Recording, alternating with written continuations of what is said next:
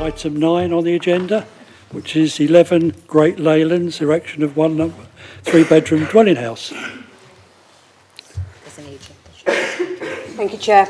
The application before members is here because there's been more than 2 letters of objection contrary to the officer recommendation of approval. The application seeks permission for a 3-bedroom dwelling on land adjacent to 11 Great Leylands, together with a 3-metre single-storey rear extension to the host dwelling. So the application site is edged in red and contains the number 11 itself plus its curtilage and the aerial of the site. Just looking through some photos. So this is approaching the cul-de-sac. Number 11 is the last property on the right with the forward projecting porch. And just some closer images of the front of that dwelling, which is a semi-detached property, which is not uncommon to the other properties in Leylands. And just looking to the left of the site where the proposed dwelling would go on the existing garden, and just looking at the entirety of the site. So you'll note in your report, members, that there's significant planning history associated with this application in terms of both locally determined applications and also ones that have been forwarded to the planning inspectorate and determined at appeal. Those have all been refused and dismissed, but those have not been for matters of principle, they've been for matters of detailed design. So the site itself is within the settlement boundary, so the principle of development is acceptable subject to matters of design, layout, appearance, residential amenity, etc. So you can see on the screens, you've got on the left-hand side, you've got the existing layout as it stands at the moment, and on the right-hand side, you've got the proposed. And you will note from that, members, that in terms of, with the exception of it being detached rather than semi-detached, in terms of the footprint, the detailing, the forward projecting porch, how it sits in terms of the rear boundary, etc., mimics that of number 11. And you can also see there's sufficient space. You've got a garage and you've got parking on plot to meet Essex County Council parking standards. So in terms of the design, it's been designed to mimic the adjacent property and other those in Leylands. And you can just see that through the existing and the proposed elevations. So the existing is on the top of the screen, and you can see the proposed in terms of the front on the left and the rear on the right. So the materials, the footprint, the actual design has been done to respond to those previous decisions and to respond positively to the character of the street scene. And you can just see the existing and the proposed street view. Again, the existing on the top and the proposed below.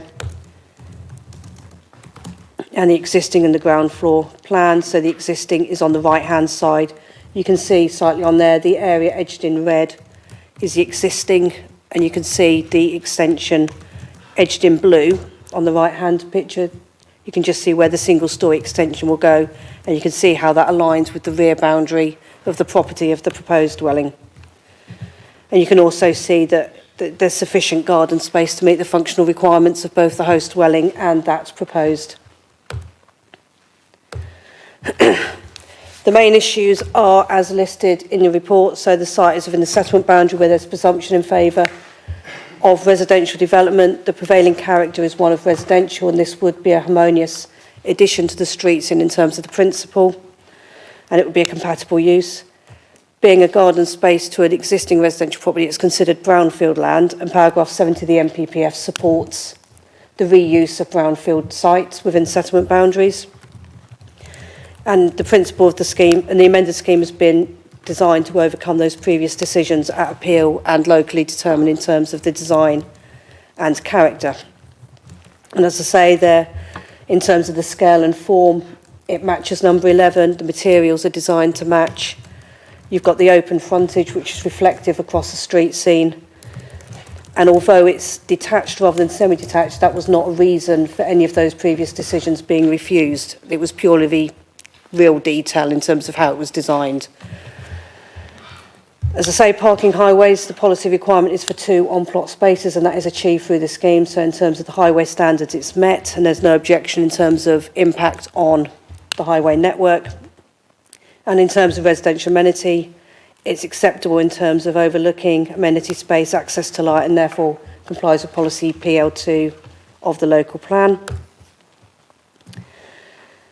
The scheme has been designed to safeguard the off-site ash tree, and there's been an arboricultural impact assessment submitted with the application that confirms that, so the development can be done with that tree protected. The scheme exceeds the biodiversity net gain metric calculation requirement of 10%, so there's an improvement on BNG. There's no other ecology designations on the site that would affect any development. It's within flood zone 1, so release susceptible of flooding.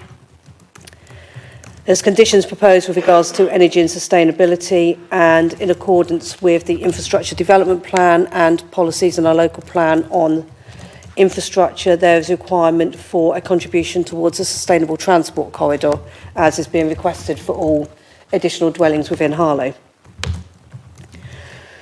So the recommendation, members, is to grant planning permission subject to the conditions enlisted in your report, including the STC contribution. Thank you, Chair. Thank you, Elizabeth. We've just got one speaker on this one, is the applicant's agent, Joe Di Suro. Excuse me if I don't pronounce it right. You have 3 minutes.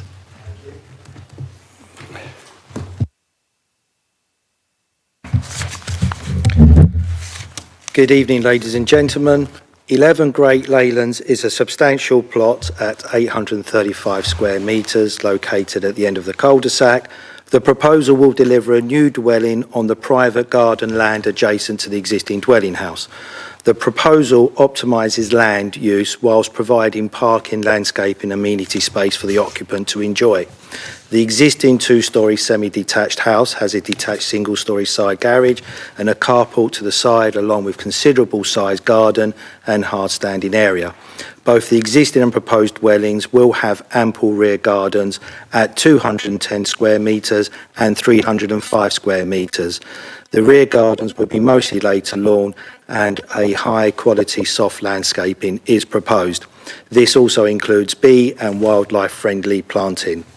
The proposed view looking down the cul-de-sac is preserved as the proposed new dwelling, 11A, is set back and aligns to the front elevation of the existing dwelling, number 11, all in keeping with the existing dwelling and neighbouring houses. Parking spaces will be located on the site. 2 parking spaces will be provided for each 3 dwelling. Electric vehicle charging points will be installed to both properties.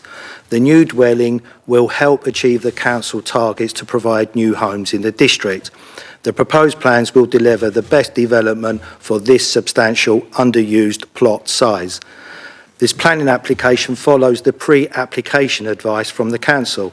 This had concluded, and I quote the planning officer here, the proposal is considered largely acceptable and has effectively addressed many of the issues which arose in earlier schemes, subject to resolution of tree impacts that the proposal is likely to be supported.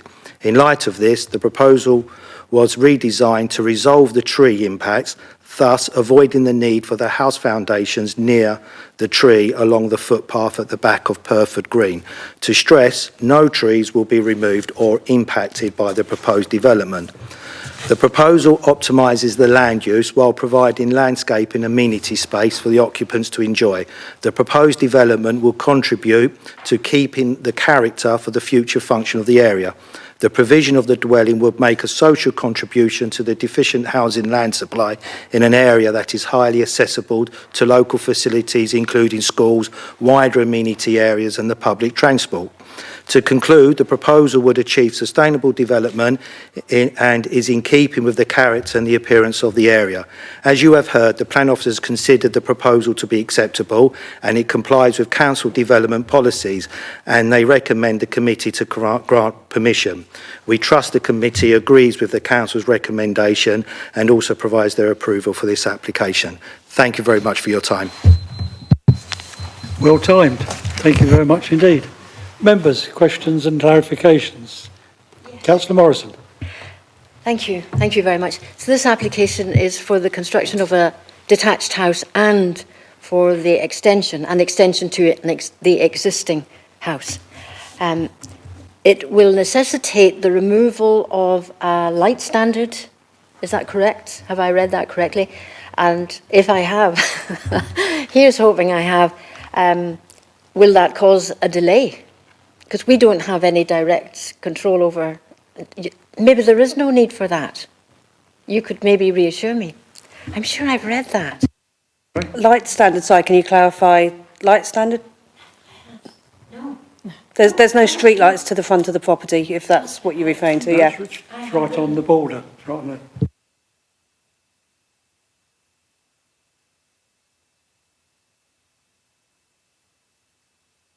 It does talk about that.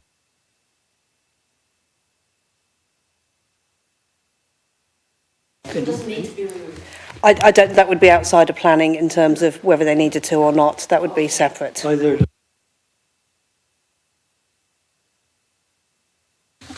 And I note that on page 36, we are told that a degree of overlooking of number 11's rear garden would be introduced, but it's not considered significant. To what degree? What is the degree? It's to a point of detriment. There's, in urban areas, there's always going to be an element of overlooking to residential properties afforded from the first floor bedroom windows. That's natural. The overlooking isn't any different to the overlooking of number 11 to the proposed dwelling or to its neighbour number 10. So it's an acceptable relationship and not so significant as to warrant the proposal unacceptable. And finally, same question I asked with regard to the previous application. There doesn't seem to be a condition covering working hours. Given the location, I would have expected it. It's in condition 9. There's a requirement for a construction management plan, and that is the place to have the hours of construction within that report. So it would be covered. It's covered within that, yes.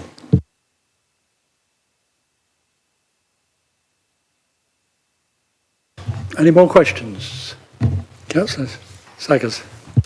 I've got two questions. The first one is on the right, top right as I would see it. Can the officers clarify what that is? Where the driveway sort of thing, there's like a green area with a thing, it's very blurry on our reports. It's a little L-shaped thing and the green. That's a garden. Yeah. That's possibly refuse. I can't read it, but that would be the logical. But I can't put my screens in the screen. Yeah. No, I just wanted to clarify what that was because it's obviously not on the original and it's there, and it's a bit small to read.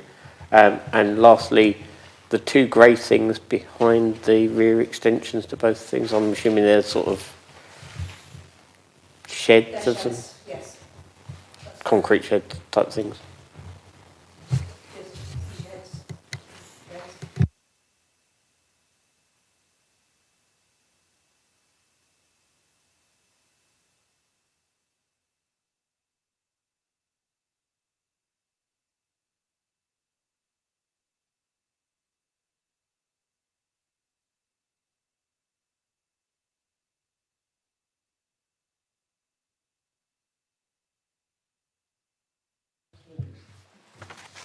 Chair, it's like the application we had before us, the first application. This one's had a lot of work going through a number of times, and it's nice to see that actually the officers had recommended this time that it goes through. There's been quite a lot of applicants previously on this particular proposal, and now it seems good that we've got to this point where they can actually propose that we actually grant permission for it. That's what I'd like to say, sir.